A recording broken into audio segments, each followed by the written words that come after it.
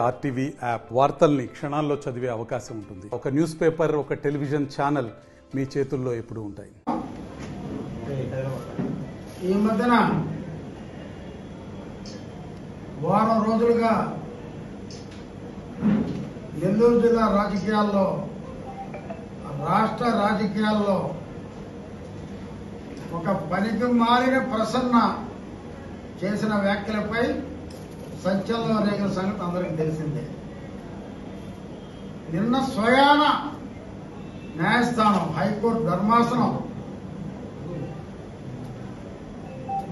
రాజకీయాల్లో ఆడవారిని ఇంత నీచంగా మాట్లాడే నీచులు ఉంటారా? రాజకీయాల్లో ఇంత అసహ్యంగా మాట్లాడే వ్యక్తులు ఇంకా ఉన్నారా ఈ రోజుల్లో అంటూ ముటిక్కాయలు వేసిందంటే ప్రసన్న బతుకెందుకని అడుగుతున్నా. ప్రసన్న కుమారి బతుకు ఎందుకని అడుగుతున్నా. మనది భారతదేశంలో ఆడవారిని గౌరవించే సంప్రదాయం మనది. ఆడవారిని, ఒక స్త్రీని ఒక దేవతగా పూజించేటటువంటి రాజ్యం మనది. ఆడవారిని దూషిస్తే ఎన్నో ప్రభుత్వాలు పతనమైనటువంటి రాజ్యాలు పోయిన సందర్భాలు ఎన్నో ఉన్నాయి.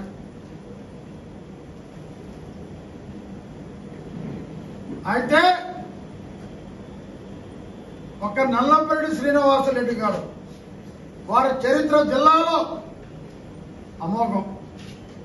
వారికొక పనికి మాలిన దరిద్రుడు, చేతగాని దద్దమ్మ, మాట్లాడటం తెలియనటువంటి దుర్మార్గుడు ఒక ప్రసన్న పుట్టడం నిజంగా సిగ్గుచేటైన విషయం.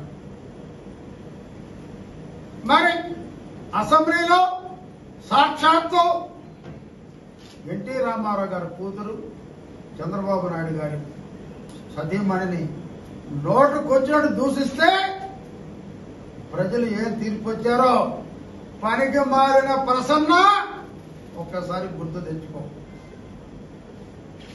హైకోర్టు మొటిక్కాయలిస్తే నిన్ను ప్రజలు ఇప్పటికే శాశ్వతంగా దూరం చేసేసారు రాజకీయాలు.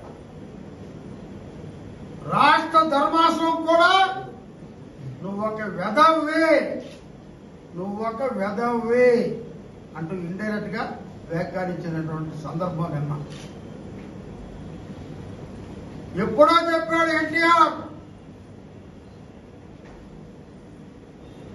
కలకంట కన్నీరు ఒలికితే సిరి ఇంట సంపద ఉండదు.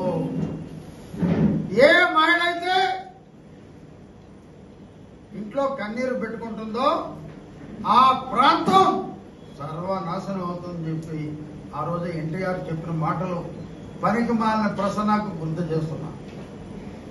రాజకీయాల్లో మాట్లాడచ్చు, రాజకీయాలు ఉద్యమాలు చేయొచ్చు, అది మీ హక్కు.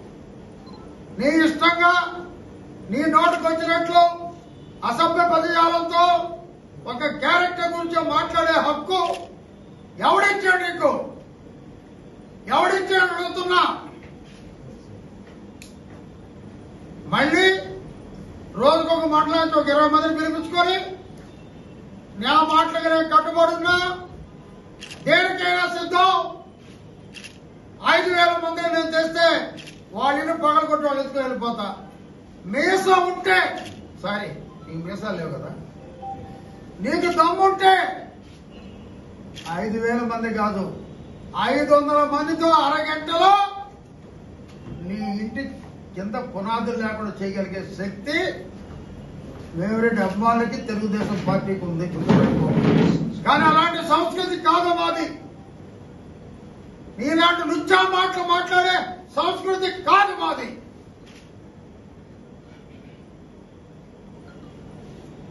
రాజకీయాల్లో ఎన్నికల ముందు ఎన్నో మాట్లాడావు, కానీ ప్రజలు నీకు దిమ్మ తిరిగే తీర్పిచ్చారు. మళ్ళీ సంవత్సరానికే నీ ఇష్టం వచ్చినట్టు మాట్లాడితే ఇప్పటికే మహిళలు కోవూరు నియోజకవర్గమే కాదు రాష్ట్ర వ్యాప్తంగా ఉద్యమాలు నీ బొమ్మని చెప్పుతో కొడితే నీకు ఇంకా సిగ్గు రాలేదంటే నేను మనిషనాలో దున్నపోతనాలో అర్థం కాని పరిస్థితి ఉంది. నీకు స్వయాన ఆమె సోదరి, నీకు సోదరి, నాకు సోదరి.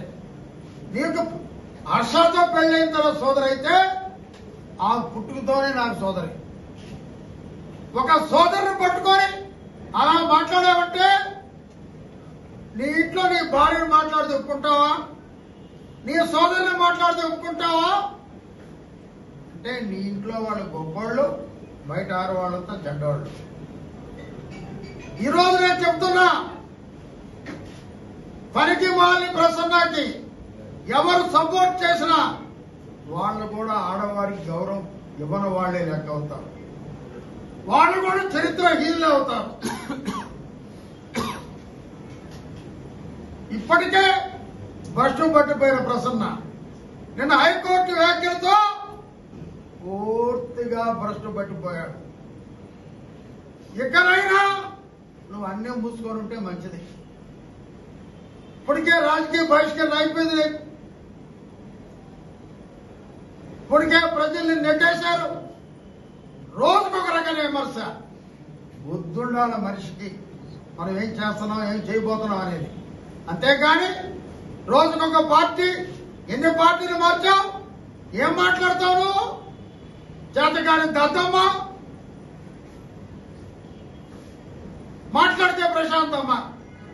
ప్రసన్న, నువ్వు ఒకరోజు శివాలయంలో పూజలో ఇద్దరు వేమిరెడ్డి ప్రభాకర్ రెడ్డి గారికి, ప్రశాంతమ్మ గారికి ఇద్దరి కాళ్ల మీద పడి మీరిద్దరు పార్వతీ పరమేశ్వర్లు అనే మాట జిల్లా ప్రజలకి గుర్తుంది, నాకు ఉంది, మీడియాకు ఉంది. నీకు గుర్తు లేదా దద్దమ్మ? నీకు గుర్తు లేదా దద్దమ్మ అని అడుగుతున్నా. కాళ్ల మీద పడి అడిగావే, వాళ్ళింట్లో వాకిట్లో కాసుకొని డబ్బులు తీసుకున్నావే. ఆ రోజు ప్రశాంతమ్మ దేవత, ఈ రోజు ప్రశాంతమ్మ కాదా అని అడుగుతున్నా.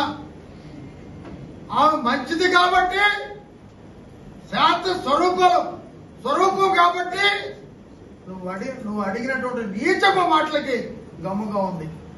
వేరే వాళ్ళైతే నీ ఇంటికి వచ్చి పాట చెప్పుతో 100 సార్లు నిన్ను కొట్టుండేవాళ్ళు. ఎన్నిసార్లు? 100 సార్లు నిన్ను కొట్టుండేవాళ్ళు.